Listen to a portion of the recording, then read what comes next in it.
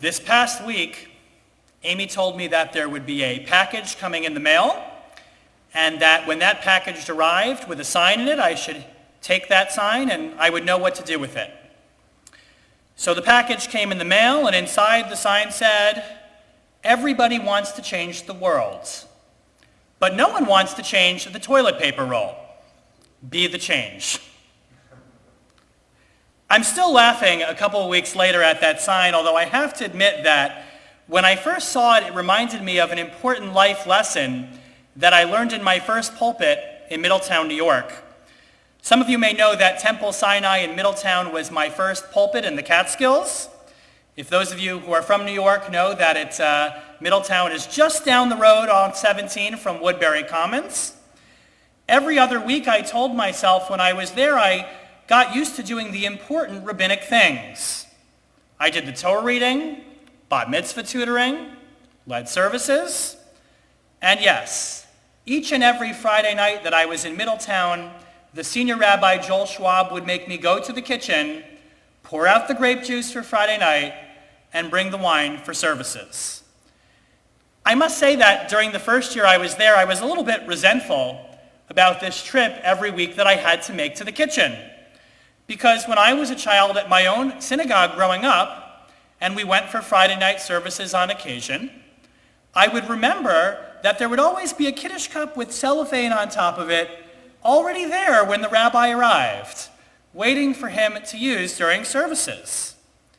For a long time, at least for that first year, I remember wondering, wasn't there someone else in the synagogue who could do this job? Why was I supposed to do it each and every week?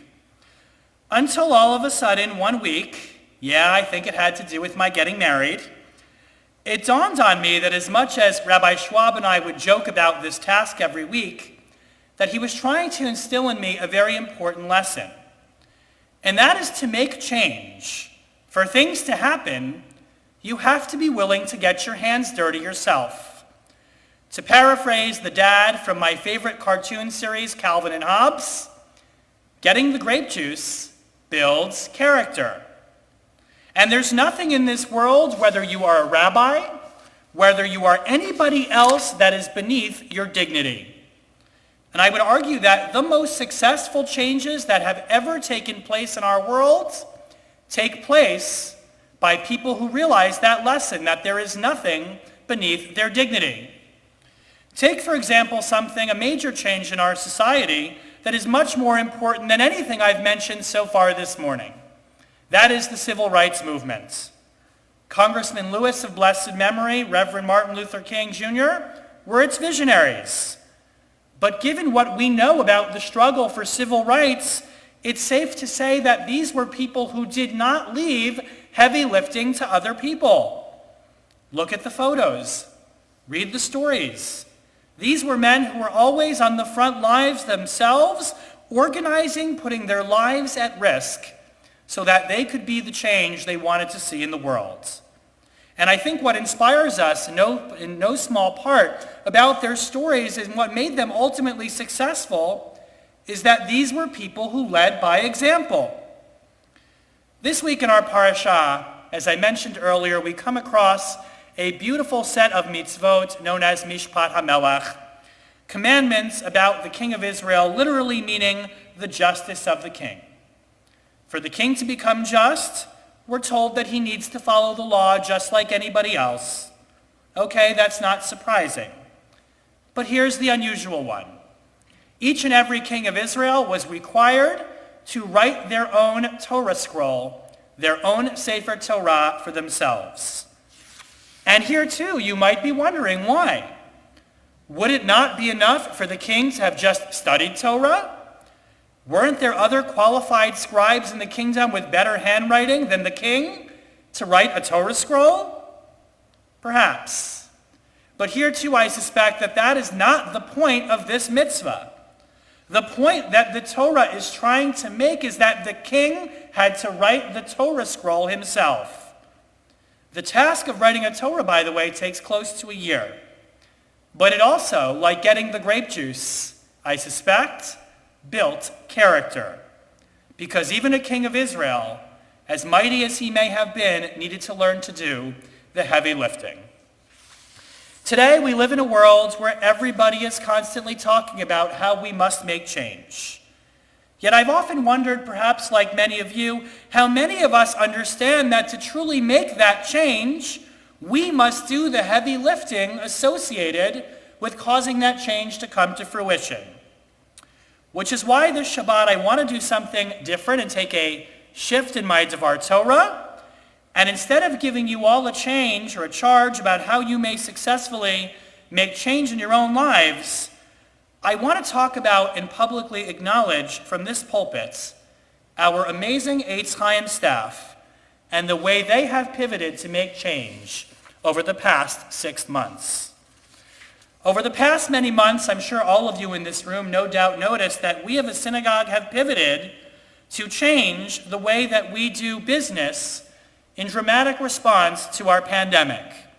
And for our hardworking staff here at the synagogue, there is no question that what has been our communal success in instituting this change has been in no small part due to the fact that so many of them were willing to do the heavy lifting. Aaron Blankenship and his extraordinary crew, Richard, Tim, Cheryl, and Irving, have been here since the day after the virus began. Late nights, early mornings, not only updating our building and finishing the construction, but keeping our building sanitary and safe. And as you may remember, in our early days, Aram was our Shabbat cameraman. Marty Gilbert, our executive director, with a cool head, cooler than a cucumber, I would say, has been instrumental in so many ways that it would require another sermon itself. But I want to point out specifically Marty's role in getting our live stream system up and running so that it could work so efficiently this Shabbat. Ellen, Betsy, Bernice, and Lisa in our offices continue to work hard in their operational capacities, keeping our book solid, our operations running, and information disseminated to all of you.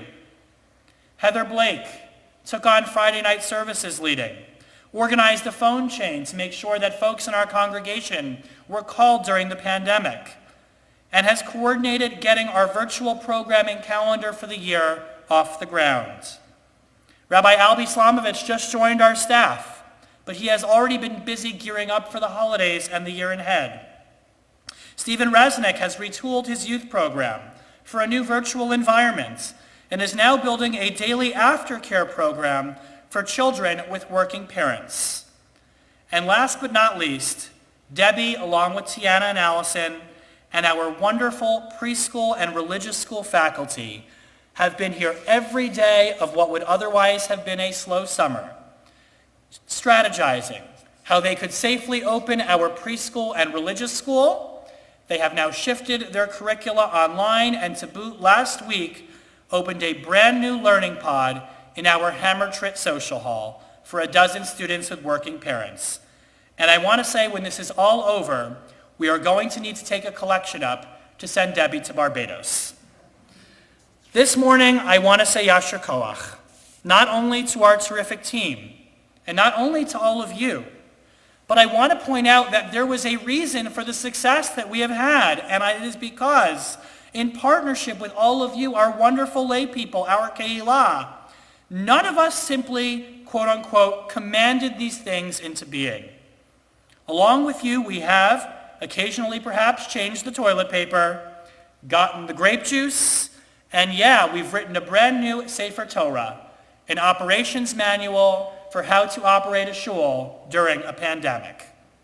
And so as we enter the new Hebrew month of Elul, a month of deep reflection on the Jewish calendar, I wanted as a rabbi to take a brief moment, 6 months in, to reflect on how very fortunate we are to have the efforts of our Eitz Chaim staff having come to fruition for our Keilah.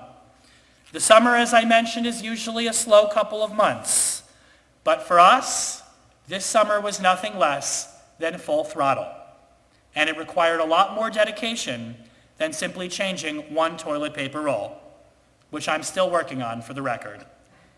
Thank you to our staff.